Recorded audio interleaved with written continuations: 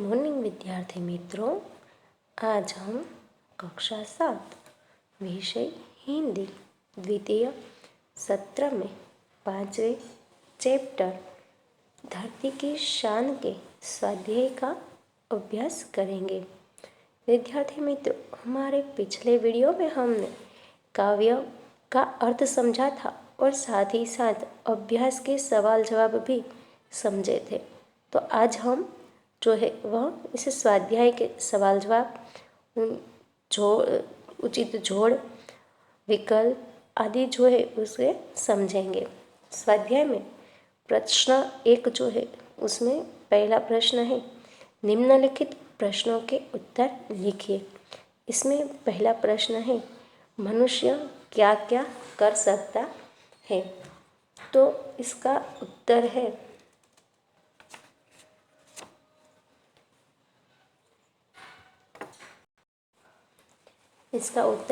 मनुष्य पहाड़ों को तोड़ सकता है, वह नदियों के बहाव मोड़ सकता है, वह मिट्टी से अमरूद निकाल सकता है, वह धरती और आकाश को एक कर सकता है। इस प्रकार मनुष्य जो है वह असंभव लगने वाले काम भी कर सकता है, यानी कि जिस कार्य को हम असंभव मानते हैं उस कार्य को मनुष्य जो है वह कर सकता है। दूसरा प्रश्न है, मनुष्य युग का आह्वान कैसे कर सकता है। तो इसका उत्तर है, मनुष्य की वाणी में बड़ी शक्ति है, वाणी के बल पर वह लोगों को प्रभावित कर सकता है, वह लोगों के विचार बदल सकता है। इस प्रकार अपनी वाणी के प्रभाव से मनुष्य जो है वह युग का आह्वान कर सकता है। तीसरा प्रश्न है, मनुष्य यदि हिम्मत से काम ले तो क्या हो सकता है। तो इसका उत्तर है, मनुष्य यदि हिम्मत से काम ले तो धरती पर पापों को बढ़ने से रोका जा सकता है, दुनिया में बढ़ने वाली पशुता कम हो सकती है।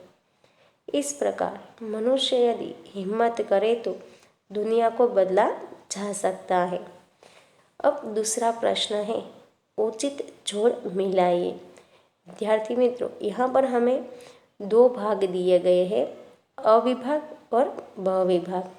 अब अविभाग के जो वाक्य है उसे हमें ब विभाग के वाक्यों के साथ जोड़ना है, यानी कि अविभाग के जो वाक्य है वह अपूर्ण है, जिसे हम ब विभाग से वाक्य को पसंद करके पूर्ण करेंगे।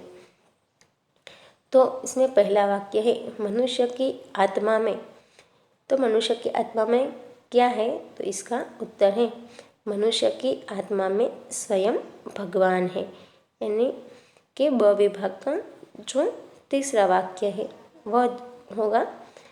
दूसरा है, मनुष्य के नयनों में ज्वाल है, यानी कि ब का जो 5वां वाक्य है वह उसकी और दूसरे वाक्य की उचित जोड़ बनेगी। तीसरा है, मनुष्य की भ्रुकुटी में। तो इसके सही जोड़ होगी, तांडव का ताल है। चौथा है, मनुष्य की वाणी में। इसमें आएगा युग का आह्वान है, यानी कि ब विभाग का पहला वाक्य।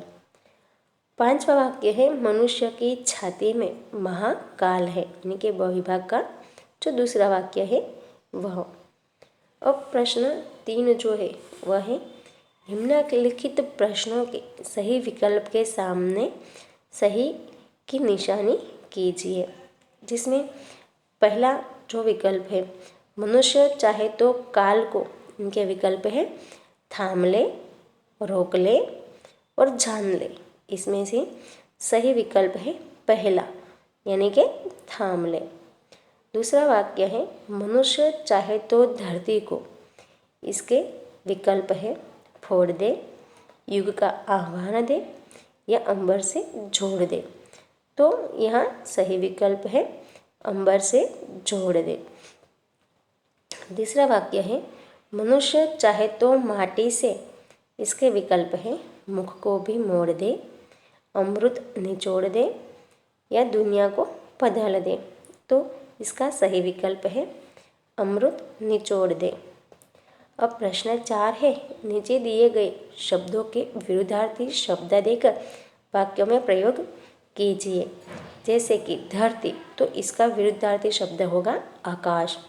अब इसे वाक्य बनाएंगे हम कि पक्षी आकाश में उड़ रहे हैं। तो इसी तरह विद्यार्थी मित्रों, हमें पहले शब्दों के विरुद्धार्थी शब्द देने हैं और फिर उसी से वाक्य बनाना है। तो अब हम पहला जो शब्द है वह देखते हैं अमृत। अमृत का विरुद्धार्थी होगा विष। इसका वाक्य बनेगा शंकर जी ने विष पी लिया था। दूसरा जो शब्द है वह है वरदान। वरदान का विरुद्धार्थी शब्द होगा अभिशाप। इसका वाक्य बनेगा दहेज प्रथा एक सामाजिक अभिशाप है। तीसरा शब्द है ऊंचा। इसका विरुद्धार्थी होगा नीचा। इसका वाक्य बनेगा शर्म से उसका सर नीचा हो गया। अब चौथा शब्द है पाप। इसका विरुद्धार्थी शब्द है पुण्य। इसका वाक्य बनता है विद्या का दान बहुत बड़ा पुण्य है। पांचवा शब्द है जीवन। इसका विरोधी शब्द होगा मृत्यु। इसका वाक्य बनेगा वीर पुरुष मृत्यु से नहीं डरते। और पांचवा प्रश्न जो है वह है नीचे दिए गए शब्दों को शब्दकोश के क्रम में रखकर उनका अर्थ शब्दकोश में से जानिए और लिखिए।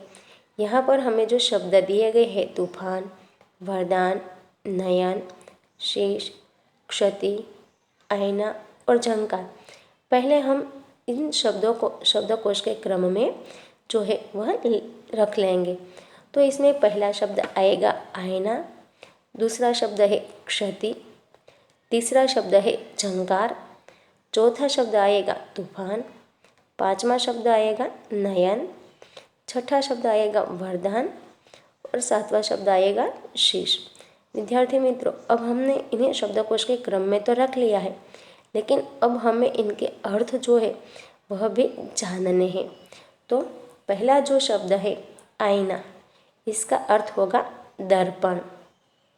दूसरा शब्द है क्षति, क्षति का अर्थ होगा हानि। तीसरा शब्द है झंकार, झंकार का अर्थ होगा पायल या तो वीणा, वीणा या तो फिर उसका अर्थ होता है सितार आदि की ध्वनि। चौथा शब्द है तूफान, तूफान का अर्थ होगा आंधी यानी कि हवा पानी का भीषण उत्पात। पांचवा शब्द है नयन, जिसका अर्थ होगा नेत्र या तो आँख। छठा शब्द है वरदान, इसका अर्थ होगा कृपा। सातवां शब्द हमारा था शीश, शीश का अर्थ होगा मस्तक या तो माथा। विद्यार्थी मित्रों, यहाँ पर हमारा ये जो स्वाध्याय था वह समाप्त होता है। आशा करती हूँ कि इस स्वाध्याय के सारे जो प्रश्न थे वह आपको अच्छी तरह से समझ में आ गए होंगे। यदि आपको ये वीडियो अच्छा लगा हो तो इसे लाइक करें, शेयर करें और मेरे चैनल को सब्सक्राइब करें। धन्यवाद।